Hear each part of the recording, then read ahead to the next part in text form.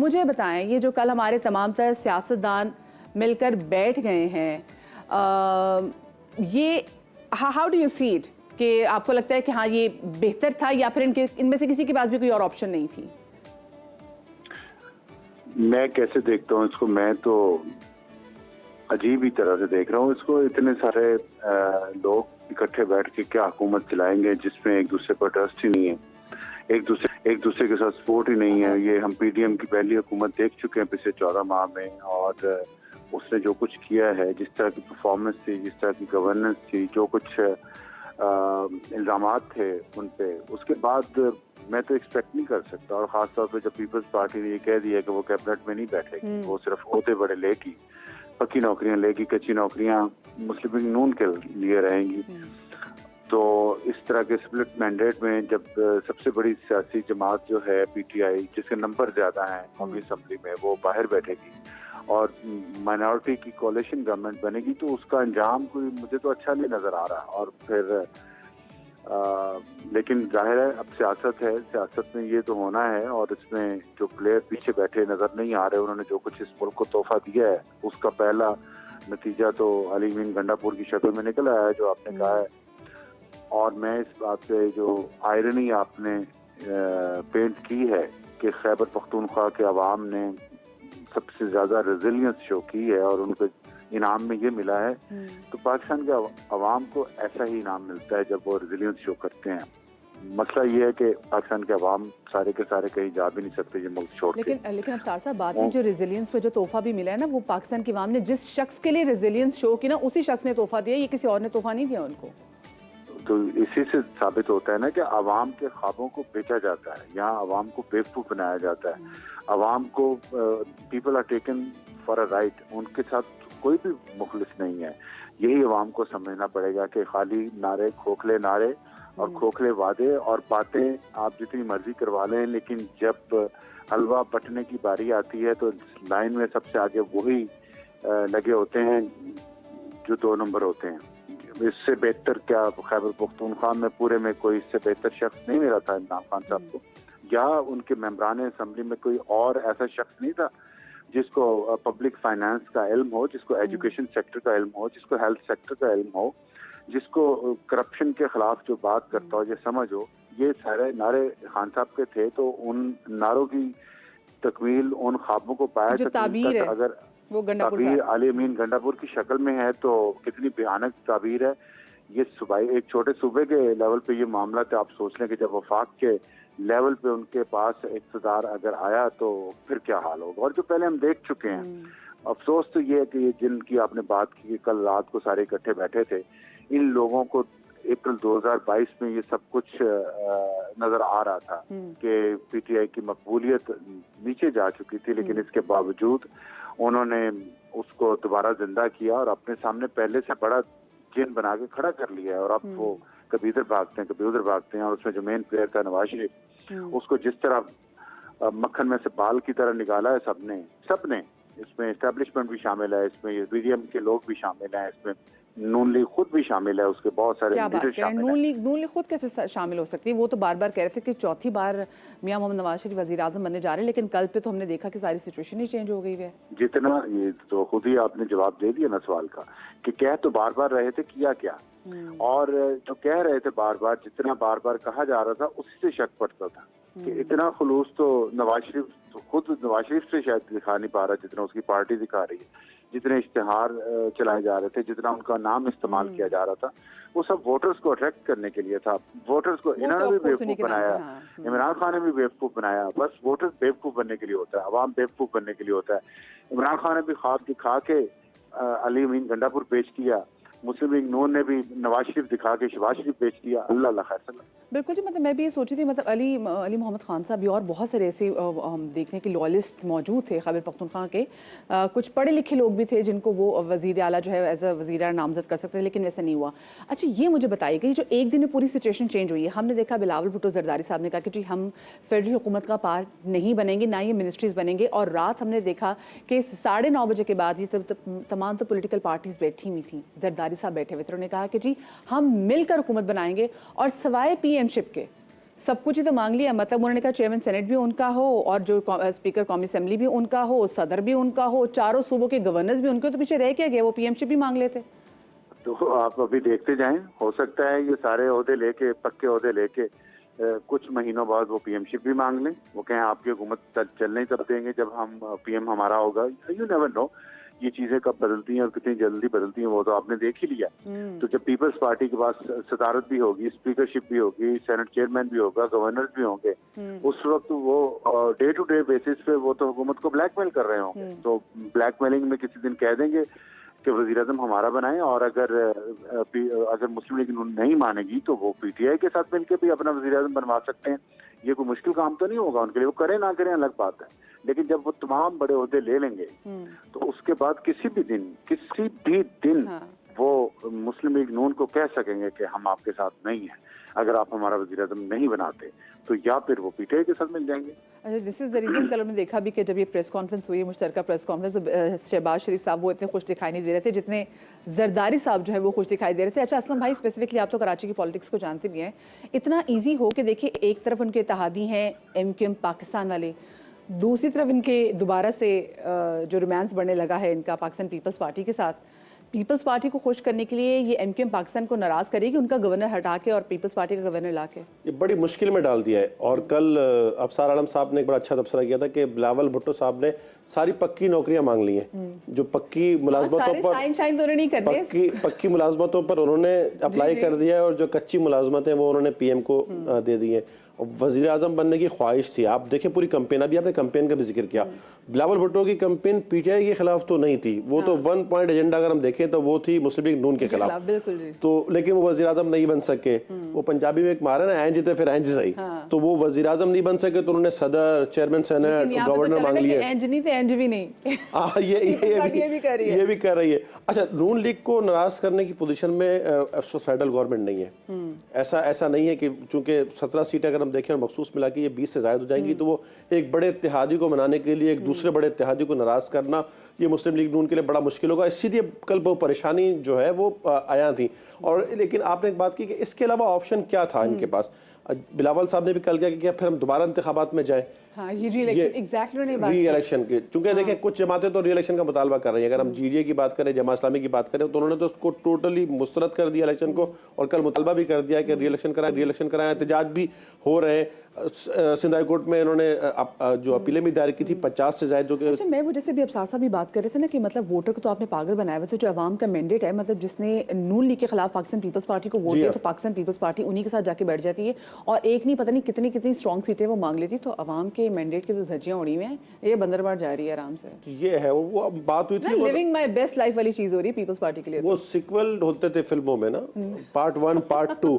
अच्छा, ये पहले ही बात की जा रही थी, हाँ पीडीएम 2 आएगी, तो हमें नहीं था कि एक फ्लॉप फिल्म के बाद दूसरी फ्लॉप फिल्म बॉक्स ऑफिस पर, लेकिन लग ये रहा है कि अब वो दोबारा आएगा। लेकिन देखिए, दुआ की जानी चाहिए कि आज स्टॉक मार्केट में आपने बात की तो मैं देखा था कि कुछ मुस्बत आगाज हुआ है। हम दुआ कर सकते हैं, दुआ की जानी चाहिए कि इस मुल्क में जो मईशत की सूरत हाल है, महंगाई ने जिस तरह एक आम आदमी की मुश्किलात में इजाफा किया है, वो कुछ कम हो जाए।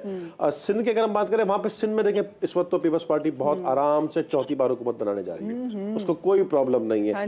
केपीके का इंतखाब वो सबने देख लिया कि किस तरह का इंतखाब हुआ है। लेकिन यहाँ पर वफाक में भी जिस तरह की सूरत हाल हुई है कि जो मैंडेट एक जमात को, हम ये बात करते रहे वहाँ पर, ये इस पे मुख्तलिफ जगहों पर, कि जो एक सियासतदान एक दूसरे के खिलाफ अगर बात करें तो कम से कम, जैसे कल फैसल सब्जवारी ने कहा कि बात इतनी करें कि कल आप दोबारा हमारे साथ बैठ सकें।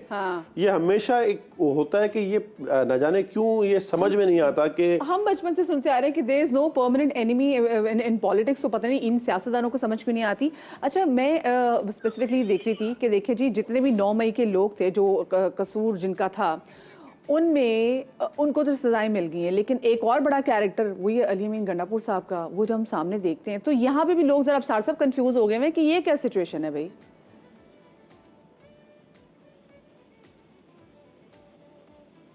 अफसार साहब, आप हमारे साथ हैं? जी मैं जी, सॉरी, जी। क्या आपने आवाज नहीं आई, क्या कहा? अब सर साहब एक तरफ तो हम देख रहे थे कि जी जो 9 मई के जो जिम्मेदारान हैं उनके खिलाफ एक्शन हुआ। बहुत सारे जो पॉलिटिकल लीडरान हैं उन्होंने सियासत छोड़ दी, बहुत को तो इलेक्शन लड़ने का मौका भी नहीं दिया गया। और ऐसे टाइम में हम देखते हैं कि एक और बड़ा नाम जो इसमें आता था 9 मई में, उसको नवाजा गया इमरान खान की जानिब से। ये स्पेसिफिकली एक तो 9 मई की मैं बात करूं, मैं अली मीन गंडापुर के वाले से बात करूं, और उनको फिर जाके सीएम लाना, खैबर पख्तूनख्वा का नामजद करना, ये कितना बड़ा मैसेज है और आपको कितना रॉन्ग मैसेज भी लग रहा है बानी तहरीक इंसाफ की जानिब से? देखिए, ये मैसेज तो रॉन्ग है, इसमें कोई शक नहीं है, लेकिन बात ये है कि इस्टेब्लिशमेंट ने जो बोया वही काट रही है। और ये अली मीन गंडापुर, इस तरह के बहुत सारे लोग कुछ हद पहले जो पाकिस्तान की सियासत में बड़े नाम बन गए, इनसे जो सोचने समझने वाले लोग थे उनको तो कोई उम्मीद ना पहले थी ना अब है। सिर्फ उम्मीद ये थी कि इमरान खान साहब जेल में रह के शायद थोड़ा बहुत उनमें ठहराव आ गया उनकी तबीयत में, और वो समझें कि पाकिस्तान के लिए बेहतर यही है कि अफवाह तफहीम से आगे की तरफ चला जाए। वो तो कह रहे मैंने पीपी से बात करनी, बाकी से भी बात नहीं करनी। वही ना, यही तो अब उन्होंने मैसेज क्लियर दे दिया कि मैंने लड़ना है। हाँ। मैंने इस मुल्क को आगे नहीं जाने देना। मैं हुकूमत में रहूं, मैं अपोजिशन में रहूं, मैं कम वोट लूं, मैं ज्यादा वोट लूं, मैंने एक ही काम करना है, झगड़ा। अगर झगड़ा ही करना है, झगड़ा से मुझे तैमूर झगड़ा मुझे भी वो याद आ गया, मैंने कहा उनको ही बना सकते थे तैमूर झगड़ा। वो हार अभी भी गए ना। उनकी जी आप देखें बिल्कुल ना। बिल्कुल जी। तो जो फेस था केपी का, उसको बल्कि पीटीआई का भी फेस था वो तैमूर झगड़ा, वो शख्स थी काबिल कबूल नहीं। आतिफ खान जो थोड़ी सेम वॉइस थी, वो भी काबिल कबूल नहीं। एक सबसे फाउल माउथ जो शख्स, जो झगड़ालू लड़ाका। देखिए, सियासत क्या चीज है? सियासत है कि आप एक पुरअमन तरीके से अपने जो ऑब्जेक्टिव्स हैं, अपने जो मकासद हैं, उनको हासिल कर, सबको साथ लेके, आर्ट ऑफ पॉसिबिलिटी। अब अली मीन गंडापुर जैसा शख्स आर्ट ऑफ पॉसिबिलिटी पे काम करेगा, तो ये तो एक एग्जैक्टली, क्योंकि अब साथ साथ देखिए अली मीन गंडापुर ने, चाहे वो बिलावल भुट्टो जरदारी हो, उनके हवाले से बहुत ही नाजेबा बातें जो कि मैं टेलीविजन स्क्रीन पे कह भी नहीं सकती। देन अगेन मरीम नवाज पे के बारे में भी ऐसी, मेरे पास वो क्लिप हैं पर मैं वो चलवाना नहीं चाहती क्योंकि मुझे वो जेब नहीं देता कि मैं वो अल्फाज सुनूं एक औरत के खिलाफ जो कि उन्होंने अपने जलसे में इस्तेमाल की हैं। और सबसे ज़्यादा अनफॉर्चुनेट बात ये थी कि उनका लीडर बानी तहरीक इंसाफ वहाँ पे बैठे हुए थे, और जब वो कह रहे थे कि मैं मरीम नवाज के मुंह पे घूंसे, और ऐसी जितनी भी ज़बान इस्तेमाल कर रहे थे, ही वाज सिटिंग देयर, उनके जलसे में तालियां भी बज रही थी। इससे बड़ी आयरनी और क्या हो सकती है? आयरनी भी है, और इसमें एक जो जहर है, जो नफरत है, जो इस माशरे के नौजवान जहन में घोला गया पिछले कई सालों की मेहनत से, और जिन्होंने ट्रेनिंग की है इन लोगों की, जहर बोलने वालों की, वो ट्रेनिंग अब नजर आ रही है। किस तरह के लोगों को प्रमोट किया गया, किस तरह के लोगों को प्रोटेक्ट किया गया, किस तरह के लोगों के जरिए एक बयानिया बनाया गया कि ये तब्दीली लेके आएंगे, ये नौजवान नस्ल के नुमाइंदे हैं, ये यूथ है। तो आप पाकिस्तान की यूथ या खैबर पख्तूनख्वा की यूथ का नुमाइंदा जो है सबसे बेहतरीन, वो अली मीन गंडापुर निकला है। तो मैं फातेह पढ़ सकता हूँ इस मुल्क के मुस्तकबिल को, और इस मुल्क कल से सदमा ही लग गया कसम से। एग्जैक्टली, खैबर पख्तूनख्वा की आवाम के लिए सदमा ही लग गया कि भाई वो ये तो कभी डिजर्व नहीं करते थे। अच्छा, मुझे बताइए कितना खैबर पख्तूनख्वा के अवाम डिजर्व करते या नहीं करते, ये तो फैसला तो उन्हीं का है ना। खैबर पख्तूनख्वा के अवाम का फैसला है ना। अगर उन्होंने तीसरी बार उस सियासी जमात को वोट दिए हैं जिनका ये नुमाइंदे हैं, अब पहले जो 2 अदवार रहे हैं उसमें कौन सी वहाँ दूध और शहद की नहरें बह रही हैं? इस दफा शहद की नहरें बहना शुरू हो जाए। अच्छा सर, कितना जरूरी है इस वक्त ये तमाम तर पॉलिटिकल पार्टीज देखें, चाहे वो पाकिस्तान तहरीक इंसाफ ही क्यों ना हो, ये उनके इंडिपेंडेंट कैंडिडेट्स क्यों ना हो, ये मिसाके मईशत जो है ना, इस हवाले से ज़रूर बात करें कि हम ऐसा कोई स्टेप ना लें कि जिससे हमारे मुल्क की मईशत को जो फ़र्क पड़े। जैसे हमने IMF की डील के वक्त भी आपको याद है किस तरीके से उनका तो वज़ीर ख़जाना, उनकी जो है वो कॉल्स पकड़ी गई कि किस तरीके से वो कहते हैं कि IMF को ख़त लिखो, और हर सूबा भी उनका जो अपना किरदार अदा कर रहा था। तो कितना इंपॉर्टेंट है कि मिसाके मईशत के वाले से बात की जाए। देखिए, आपने खत का याद अच्छा करवाया।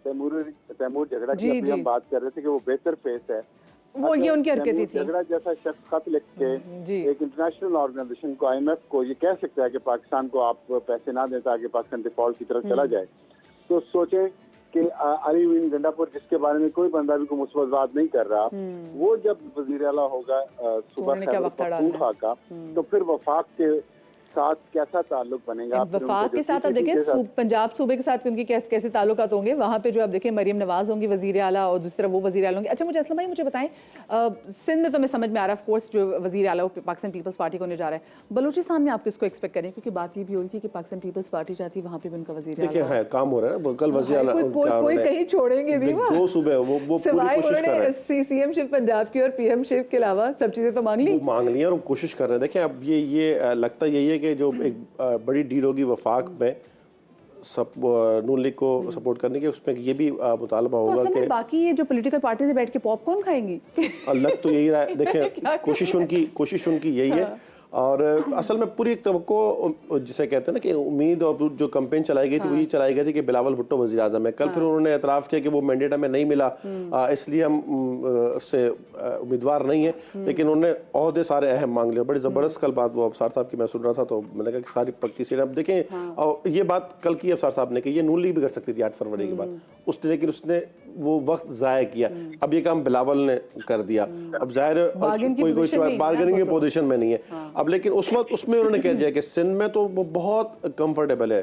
अब ये देखिए कि हर इंतखाबात के बाद पीपल्स पार्टी जो है वो सिंध में ज़्यादा आगे बढ़ती हुई नजर आ रही है। हालांकि कराची में कितना काम हुआ है, सिंध में कितना काम हुआ है, उसके बावजूद आप देखें क्या 2008 में 90 थी, 13 में 94 थी, 2018 में 99 सीटें। अब जो सीटें बन रही हैं वो कोई 109 के करीब बन रही हैं मखसूस नशिस्तें मिला करके, तो ये तो 2/3 से भी करीब पहुंचे हैं। अच्छा खुद इनकी सीटें भी बड़ी, लेकिन वो मुसलसल एमके पाकिस्तान को जो है ना वो मुसलसल उनको टारगेट कर रहे हैं। तो मुझे बताएं साथ में आके कैसे बैठेंगे? क्योंकि कल मैं देख रही थी खालिद मकबूल सिद्दीकी जो है वो जरदारी साहब के साथ बैठे हुए थे, दूसरी जानिब भी इनको दहशतगर्द भी कह रहे हैं कि जी दहशतगर्द जमात को जो है वो कराची का हैरत का इज़हार कर रहे हैं कि ये 15 सीटें कैसे मिल गई हैं और इसको देखना भी चाहिए इस तरह का मामला।